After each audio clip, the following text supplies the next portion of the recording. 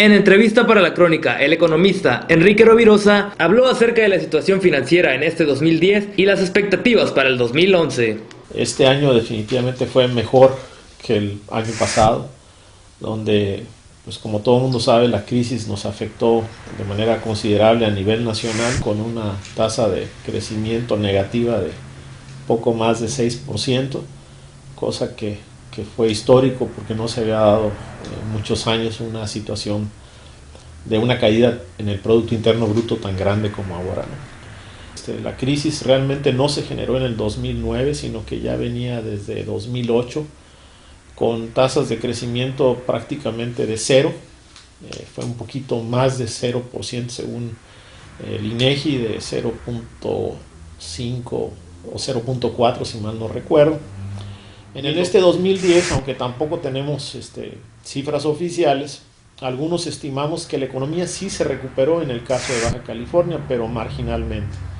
Como sabemos, a nivel nacional se necesitan generar cuando menos 1.2 millones de empleos y posiblemente este año terminemos con alrededor de 600,000, casi la mitad o poquito más, 600,000, las autoridades hablan de 700,000, pero al final de cuentas es una cifra inferior al 1.2 millones que requiere el país.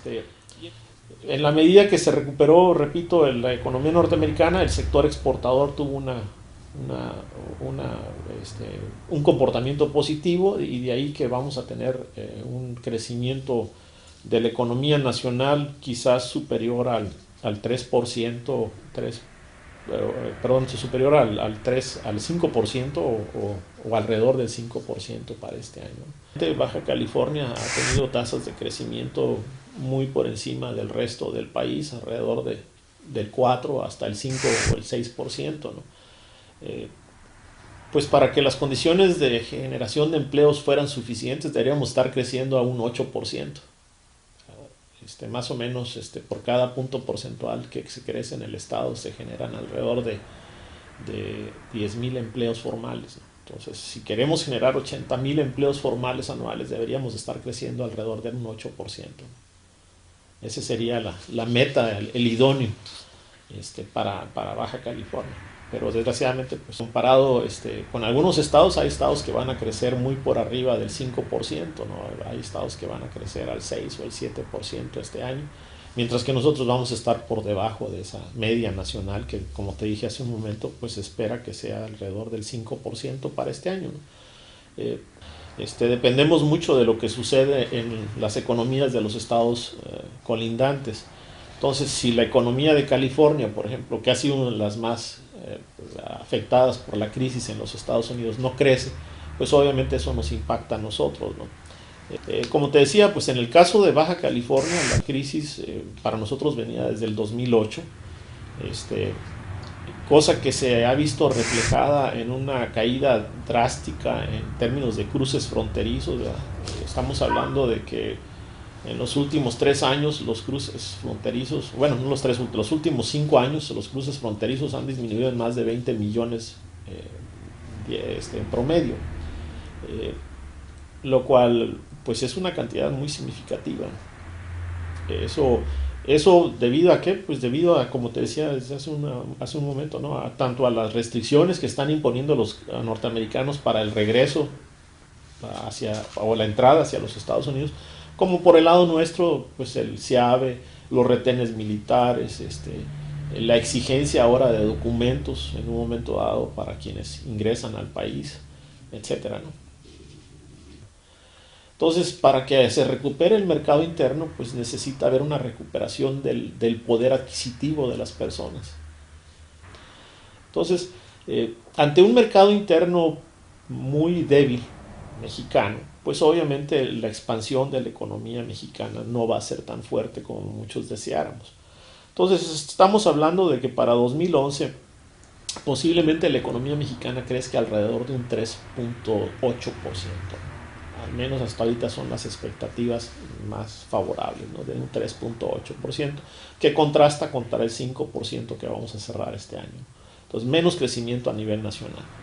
Sí, en Estados Unidos la tasa de desempleo está alrededor del 9.6, mientras en California anda alrededor del 12.4, ¿no? Entonces, Pues obviamente mientras no se recupere el empleo en California, el número de visitantes a México no se va a recuperar de manera significativa, el sector turístico va a seguir siendo débil, como también el consumo de los bienes manufactureros que nos exportamos, pues también va a estar sujeto a un signo de interrogación, ¿no? Entonces, sí prevemos que va a haber crecimiento económico en 2011, pero no va a ser así de carácter espectacular, ¿no? Pues para que las condiciones de generación de empleos fueran suficientes, deberíamos estar creciendo a un 8%. Más o menos por cada punto porcentual que se crece en el Estado se generan alrededor de 10,000 empleos formales, ¿no? Entonces, si queremos generar 80,000 empleos formales anuales, deberíamos estar creciendo alrededor de un 8%. Esa sería la meta, el idóneo para Baja California. Pero desgraciadamente pues estamos muy lejos de eso, ¿no? O sea, la inversión que se hace orientada hacia las pequeñas y micros empresas en el país en general es muy baja. Si lo comparamos con otras economías y con otras acciones gubernamentales de otros países, lo que se hace en México es todavía muy poco, ¿no? Bueno, pues la recomendación sigue siendo igual que las previas, ¿no? O sea, que en los últimos, sobre todo 2 años, hemos hecho de cuidar mucho su trabajo, ¿no? La gente realmente debe de preocuparse por mantener su fuente de empleo, porque cada vez es más difícil conseguir un empleo bien remunerado y sobre todo que le permita a uno tener las garantías de las prestaciones sociales, ¿no? Como es el seguro social y como son el aguinaldo en estas épocas. Los que andan en la informalidad lo resienten mucho, ¿no? Dos, la gente debe evitar endeudarse, debe evitar el uso de tarjetas de crédito y si es posible pagar los créditos que tengan. Y tercero, pues se busca la manera de hacer más eficiente tu gasto, ¿no? De incrementar o maximizar hasta donde sea posible tu ingreso, buscando hacer compras selectivas, dejar lo superfluo. Aunque esto ya sale sobrando, ¿no? A estas alturas la mayor parte de la gente ya nos adaptamos a la situación de crisis, ¿no? Pero no deja de ser una buena recomendación. Y cuarto, sé más exigentes con tus gobernantes. Ya. Eso sí, siempre lo pongo como una condición de qué es lo que debemos hacer los mexicanos en épocas de crisis. Exigir más de nuestros gobernantes, que sean buenos, que sean eficientes, que sean honestos.